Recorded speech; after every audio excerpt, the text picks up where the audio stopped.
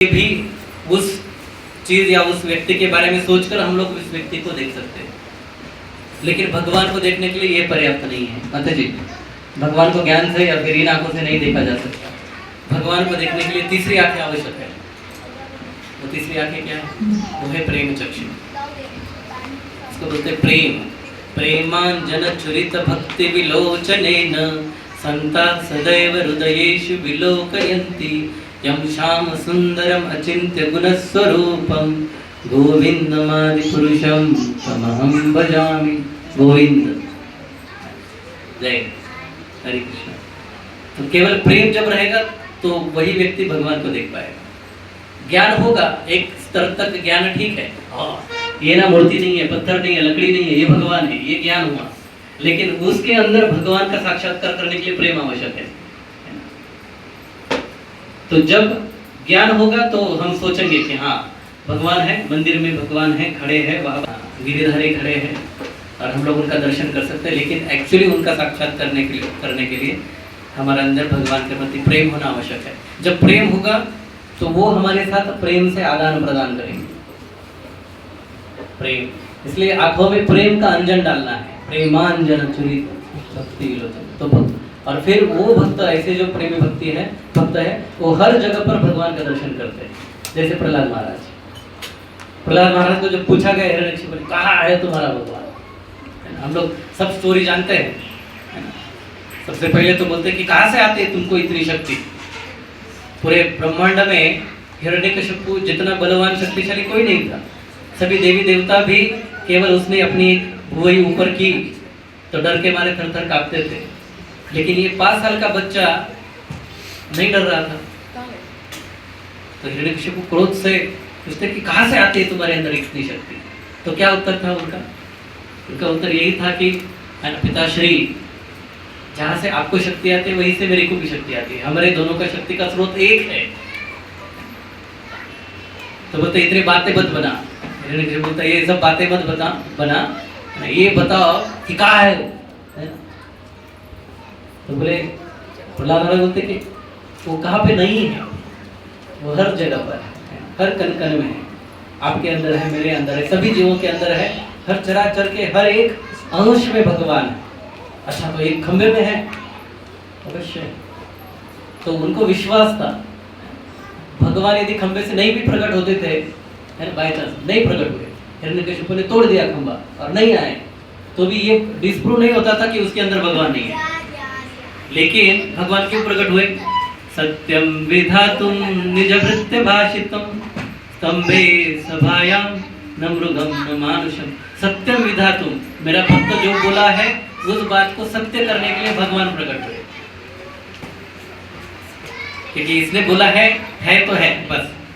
तो यदि उतना विश्वास यदि हमारे अंदर है भगवान के प्रति, तो भगवान हर जगह पर है। लेकिन फिर भी भगवान हर जगह पर होने के बावजूद भी, क्योंकि हमारे अंदर लिमिटेशन है, इसलिए भगवान हमारे ऊपर कृपा करने के लिए सुंदर अर्च विग्रहों के रूप में प्रकट होते हैं।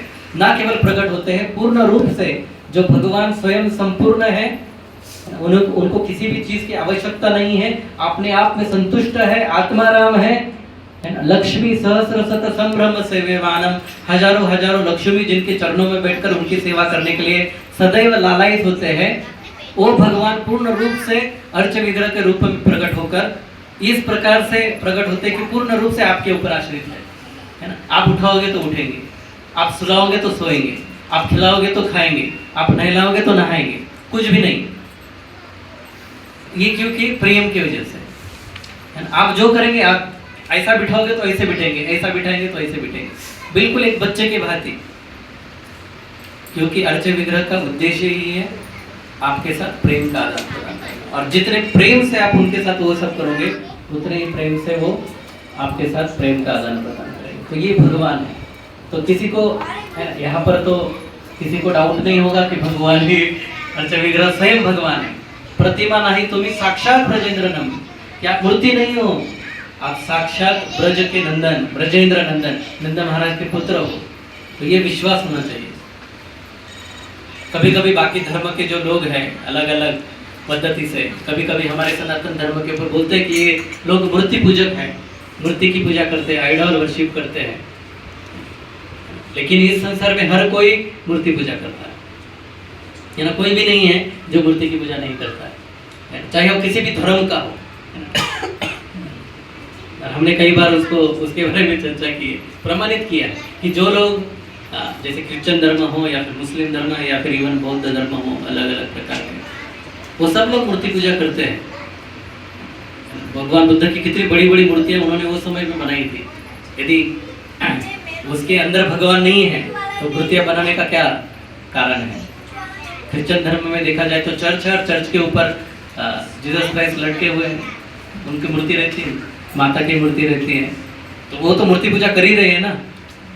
यदि हमारे भगवान की मूर्ति में भगवान नहीं आ सकते तो भगवान का जो पुत्र है वो उनकी मूर्ति में आ सकता है, इसका मतलब भगवान के पुत्र में भगवान से अधिक शक्ति है।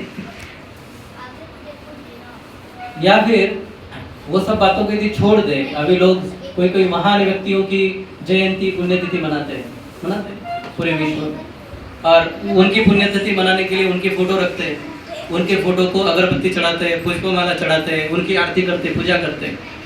तो ये व्यक्ति भौतिक दृष्टिकोण से थोर थे, लेकिन ये भगवान नहीं है। लेकिन यदि आपकी भावना है कि इस व्यक्ति का मूर्ति या फिर फोटो आपने जो भी प्रेम से उसको दिया है, अर्पण किया है, आपने जो भी श्रद्धांजलि उसको अर्पित की है, यदि वो स्वीकार कर सकता है, इसके ऊपर आपका विश्वास है, तो आपको ये विश्वास क्यों नहीं कि पूर्ण पुरुषोत्तम भगवान जो सर्वशक्तिमान है वो ये सब कुछ स्वीकार कर सकते हैं? समझ रहे हैं ना? यदि भगवान को हम लोग भोग चढ़ा रहे हैं तो लोग बोल रहे हैं अंदर श्रद्धा है, खाया क्या, देखा क्या, सब कुछ वैसे के वैसे ही सामने अभी भोग लग रहा है ना। कोई जिसके अंदर श्रद्धा नहीं बोलेंगे पर्दा खुल गया, खाना तो तुम खाया तो तुम सबने, भगवान का तो केवल बहाना था। लेकिन यही लोग जब इस प्रकार के अलग अलग त्योहार मनाते तो उनके सामने सब कुछ अर्पण करते हैं। तो यदि ऐसे व्यक्ति की फोटो को अर्पण करने के बाद वो व्यक्ति स्वीकार करते हैं, ये भाव इनके अंदर है, तो फिर हमारे अंदर कितना दृढ़ भाव होना चाहिए कि ये साक्षात भगवान है और वो खाते हैं, और भगवान खाते हैं। उसके अनगिनत उदाहरण है, उसकी कोई है ना, कितनी भी चर्चा करेंगे कल सुबह हो जाएगी। हरे कृष्णा कृष्णा कृष्णा हरे हरे, हरे राम राम राम।